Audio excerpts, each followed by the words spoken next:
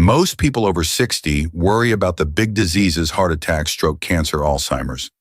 But what if I told you there is a silent condition that is a root cause of many of them, and its first warning signs are things you probably feel every single day and simply dismiss as just getting older?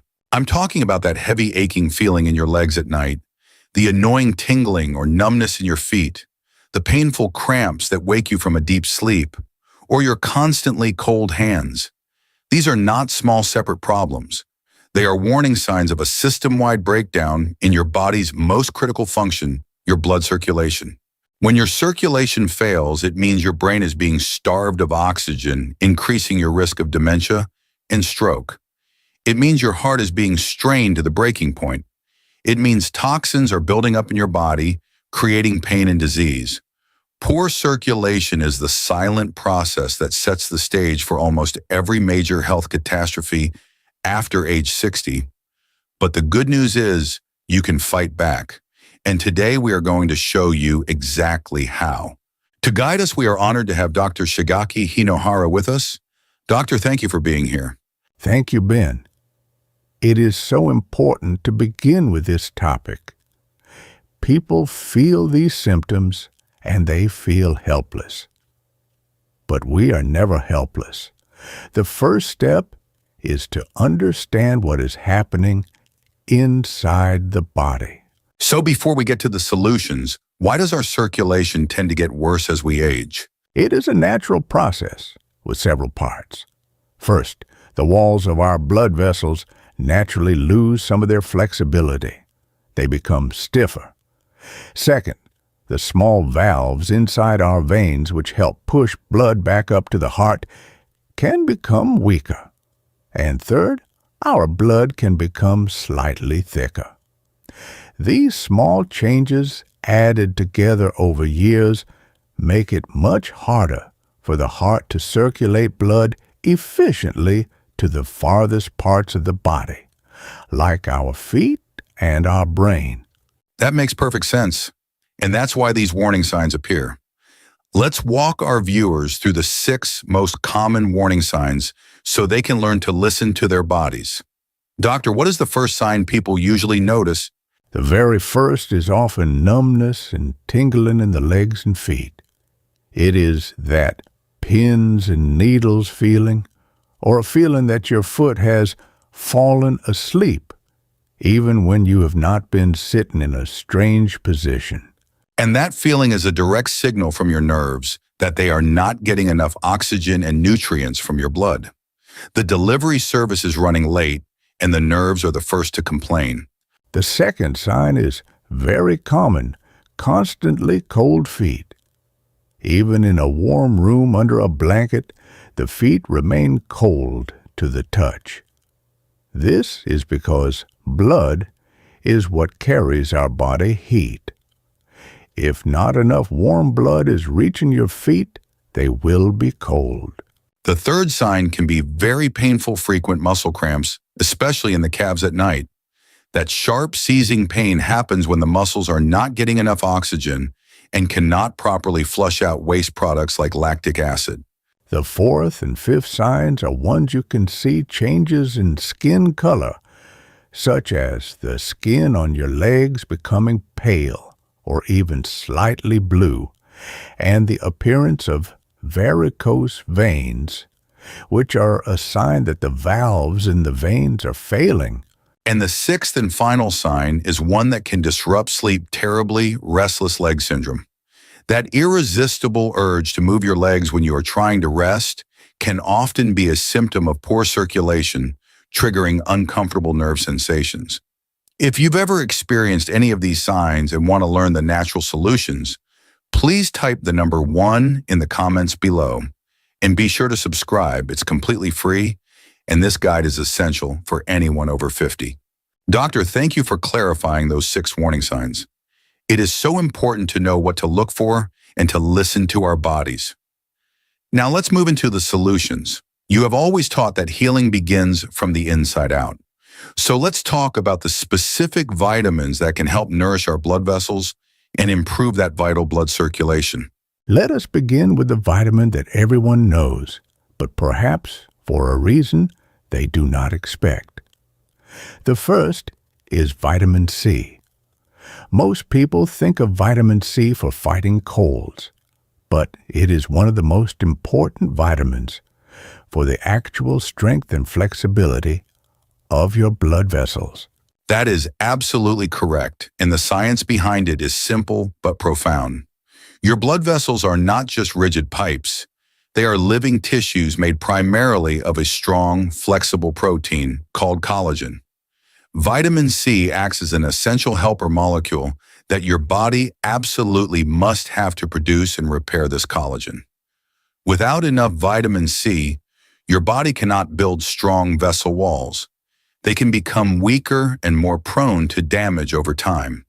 It's like trying to build a strong brick wall with weak, crumbling mortar. A very good way to explain it. And the best way to get this vitamin is not from a big bottle of pills, but from your daily food. The sources are wonderful, delicious, and easy to find. Of course, there are citrus fruits like oranges, lemons, and grapefruits. But you can also find even more vitamin C in kiwis, strawberries, and red bell peppers. Dark leafy vegetables like spinach and kale are also excellent sources. It's amazing how nature provides these powerful healing tools in such simple, beautiful foods. It really is a blessing to have this pharmacy available to us in any grocery store. Now, doctors say vitamin C helps to build the vessel walls. What is the next foundational vitamin we need for healthy circulation? The next vitamin is one that is often overlooked, but it is absolutely critical for the health of our arteries. It is vitamin K. It has two very important and very different jobs that are essential for good circulation. Let's break down those two jobs because they are fascinating, and most people only know about one of them. First, as some people know, vitamin K is essential for proper blood clotting. It helps your body create the proteins that stop you from bleeding excessively when you get a cut. You need the system to be in perfect balance. But the second job is the one that is a secret to most people. Vitamin K acts like a traffic cop for calcium in your body. It has the crucial job of directing calcium into your bones, where it is needed to keep them strong and keeping calcium out of your arteries. Without enough vitamin K, that calcium can be deposited in the walls of your arteries, making them hard and stiff. This condition is called arteriosclerosis, or hardening of the arteries. So in simple terms, vitamin K helps keep your arteries soft and your bones hard. That is why it is so critically important to eat your green vegetables. The very best sources of vitamin K are dark leafy green vegetables. Spinach, kale, broccoli, collard greens, and Brussels sprouts are all wonderful sources. Eating a large salad with a variety of greens every day is one of the best habits you can have to protect your circulation for a long and healthy life. Okay, so we have vitamin C for building the vessel walls, and vitamin K for keeping them flexible and clear of calcium. Doctor, what are the next essential vitamins in our kitchen pharmacy for good circulation? The next vitamin is one that is very important for the entire cardiovascular system, especially for helping the body maintain a healthy balance of cholesterol. It is vitamin B3, also known as niacin. This nutrient is essential for helping our small blood vessels, the tiny capillaries, to function properly and open up to allow for good blood flow. It is found in many good foods that people should be eating regularly, such as chicken, turkey, fish, like salmon and tuna, and also in nuts and legumes. And this is a vitamin where we must be very clear and responsible with our viewers, doctor. As we have warned in a previous video about hidden stroke risks, high-dose niacin supplements can be dangerous for some seniors. They can cause uncomfortable skin flushing and more seriously sharp swings in blood pressure. The key message here, and we must repeat this, is to get your niacin from a balanced diet of the wonderful, healthy foods you just mentioned. Any form of niacin supplementation, especially in high doses, must only be done under the direct supervision and recommendation of your doctor who understands your full health picture. That is a very wise and important clarification. Thank you, Ben. We are talking about gentle nourishment from food, not forcing the body with high doses from pills. This is the foundation of safe, natural health. Thank you for that important warning. Now, Doctor, the source material for this video mentioned one vitamin that you consider a star player or a true miracle for circulation. What is it, and why is it so special? Yes, I call it the star because it is such a powerful protector of our cells. I am talking about vitamin E. Vitamin E is one of the body's most powerful antioxidants. Its primary job in the body is to protect the delicate membranes of our cells, including the cells that make up the lining of our blood vessels, from damage caused by oxidative stress. I think of a patient, Maria, a 75-year-old woman who suffered terribly from constantly cold feet and a persistent, annoying, tingling sensation in her toes. She told me she had to wear thick wool socks to bed even in the middle of summer. We reviewed her diet, and we found it was very low in healthy fats and natural vitamin E. We did not start with a supplement. We started with food. We made 2 simple additions to her daily diet, a small handful of sunflower seeds, which are very rich in vitamin E, to sprinkle on her morning oatmeal, and half an avocado with her lunch salad. After 2 months of these simple, consistent changes, she came back to my office. She was smiling. She told me, for the first time in years, my feet are warm. The tingling had also significantly improved. It was a remarkable change that came from a very simple addition of the right foods.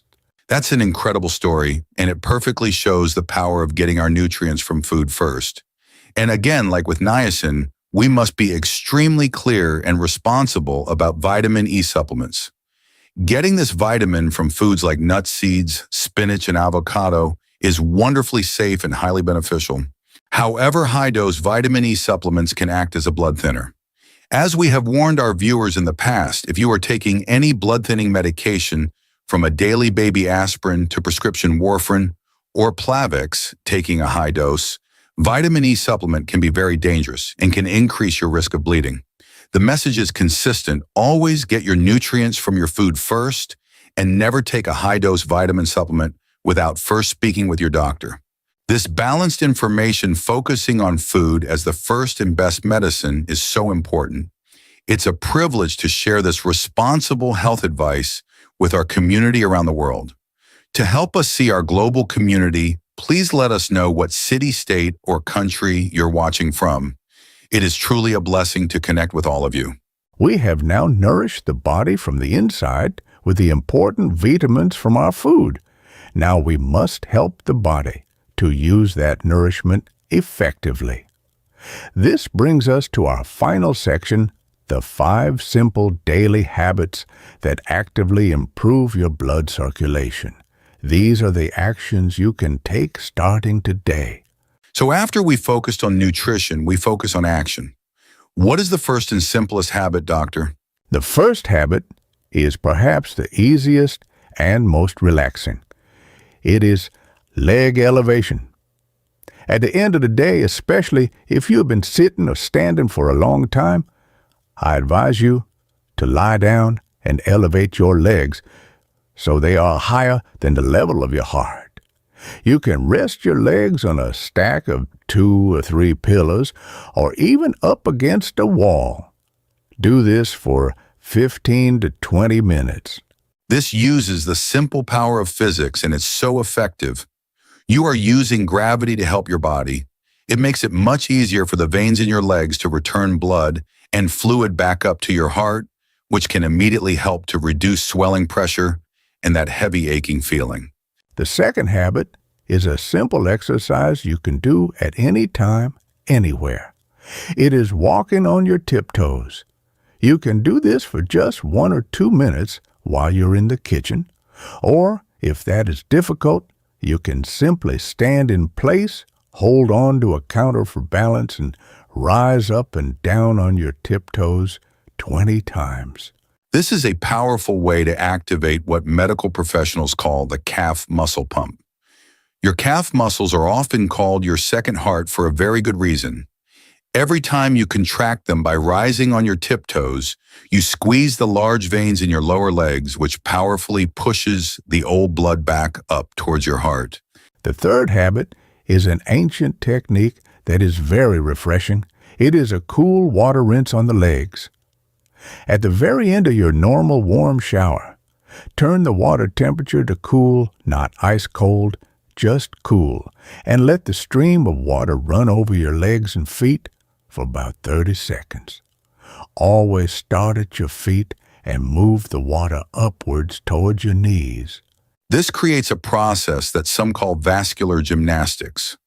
The cool water causes the surface blood vessels to constrict or tighten. Then when you get out and your legs warm up again, they dilate or open back up.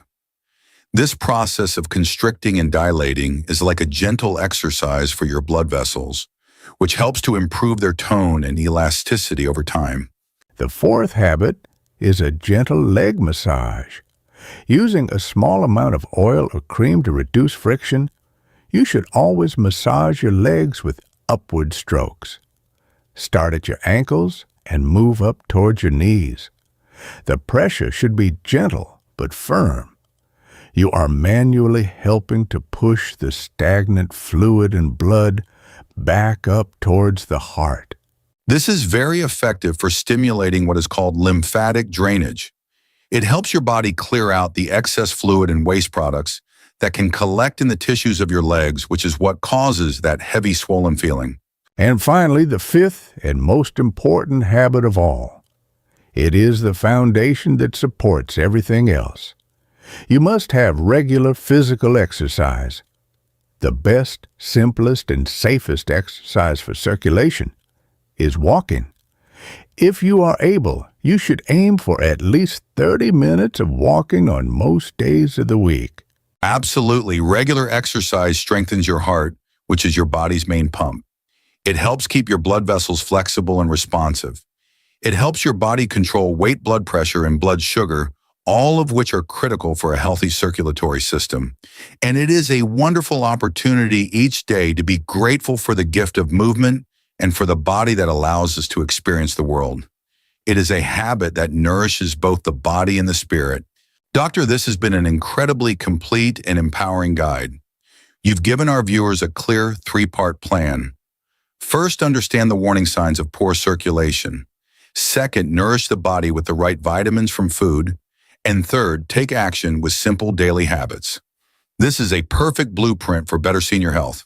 Here at Healthier Daily, we believe in providing this kind of practical, holistic advice that you can actually use. By combining these strategies, you are taking a powerful, proactive approach to your health. This isn't just about your legs. Good circulation is vital for your heart and your brain, which is the cornerstone of overall senior health. We hope this guide has shown you that you have so much control. That's our main goal with every video we make here on Healthier Daily. It's about giving you the tools you need to take charge of your senior health. I want to leave you with this one final thought. Your body is always working to heal and to support you. Our job is not to force it with extreme measures, but to give it simple, consistent support. A few good foods, a few minutes of gentle movement each day, a little bit of attention. This is the true path to feeling better. Do not be discouraged. Start with just one small thing today, and you are already on your way. That is the perfect message to end on, Doctor. Start with one small thing. It's a wonderful, gentle approach and a reminder to be grateful for our body's amazing capacity to heal when we give it the care it needs. And of course, the wisest first step is always to discuss your personal health with your own doctor, especially if you have a serious circulatory condition or are taking multiple medications. Please remember that our conversation today is for educational purposes. It is not a substitute for the direct personal advice of your own physician. If you found this guide helpful, please give this video a like to help others find it, and be sure to share it with a friend or family member who might be experiencing these symptoms. If you haven't already, please subscribe to our channel. It is completely free and it ensures you will not miss our next practical health guide. And for our community discussion today, we would love to know, of the 5 simple habits we discussed, which one are you most willing to try this week? Please share your first step in the comments below. Your commitment could be the inspiration someone else needs. Thank you for being with us. Be well.